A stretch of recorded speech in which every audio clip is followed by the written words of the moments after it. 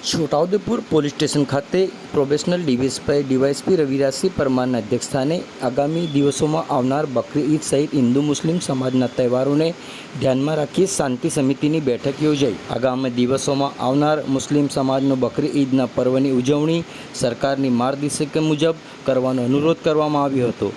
ઈદનો પર્વ કોમી એકલા સૌહાર્દપૂર્ણ વાતાવરણમાં ઉજવણી કરવા તથા કોઈપણ અફવા પર ધ્યાન ન આપી પોલીસ તંત્રને સહકાર આપવાની અપીલ કરી હતી તથા દરેકે કાયદાની મર્યાદામાં રહી તહેવાર ઉજવવાની પણ હાકલ કરી હતી।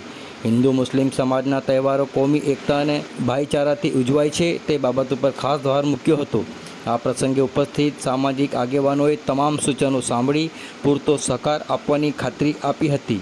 શાંતિ સમિતિની બેઠકમાં છોટાઉદેપુર પોલીસ મથકના પ્રોબેશનલ પીએસઆઈ આર.એમ. વાળા, છોટાઉદેપુર નગરના પૂર્વ નગરસેવકો વંદનભાઈ પંડ્યા, નરેનભાઈ જયસ્વાલ, કનુભાઈ ગઢવી, હાજી ફારૂકભાઈ ફોદા, સુન્ની મુસ્લિમ વકફ કમિટીના પ્રમુખ સમી બાવા સાહેબ, અઝરુદ્દીન મલેક, મયુરભાઈ ચૌહાણ, મહેશભાઈ અંબાલિયા સહિત હિન્દુ મુસ્લિમ આગેવાનો ઉપસ્થિત રહ્યા હતા।